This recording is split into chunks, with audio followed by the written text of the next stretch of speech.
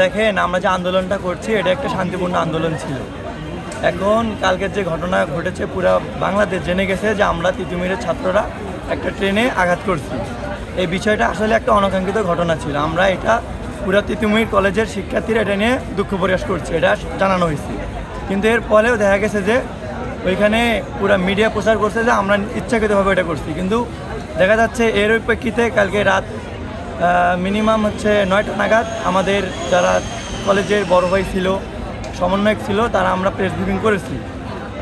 Press briefing করার ফলে আমরা হচ্ছে সিদ্ধান্ত নেই যে যেহেতু উপরমহল থেকে উপদেষ্টা আছে, তারপরে শিক্ষা মন্ত্রণালয় আছে, ওইখান থেকে আমাদের জানানো হয়েছে যে হচ্ছে ওরা আমাদের 20 তারিখে আমাদের সাথে বসবে।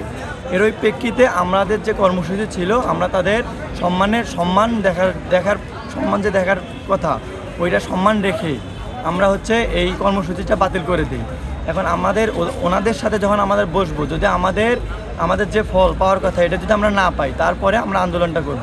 কিন্তু দেখা গেল আমাদের সকালবেলা আমরা যখন ঘুমাইতেছিলাম তখন আমাদের কিছু ছোট ভাই ছিল, বড় ভাই ছিল, অনেক গ্রুপ, আমাদের ডিপার্টমেন্ট গ্রুপ ছিল। ওই গ্রুপগুলোতে বলতেছিল কি, ভিডিও দিয়েছে কি যে আমাদের ক্যাম্পাসে পুলিশ সাজা জানিয়ে অবস্থান করছে।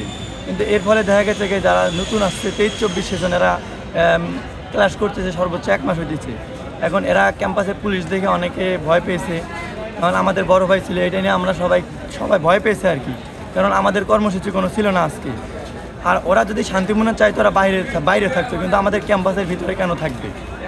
এটা নিয়ে আমরা খুব প্রকাশ করেছি।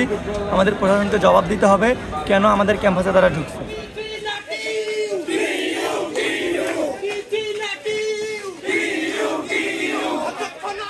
ক্যাম্পাস পুরোটাই ক্লোজ ডাউন করা হয়েছে, শাটডাউন করা হয়েছে, যেন কোনো ক্লাস পরীক্ষা বর্জন করা হয়েছে তিতুমিরকে বিশ্ববিদ্যালয় করার দাবিতে।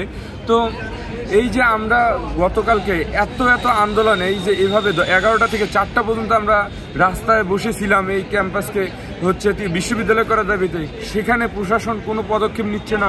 এত স্টুডেন্ট আমরা বাইরে আন্দোলন করতেছি, সেখানে প্রশাসন কোনো আমাদেরকে হেল্প করছে না। তার থেকে তারা পুলিশ নিয়ে এসে আমাদেরকে প্রতিরোধ করার চেষ্টা করছে।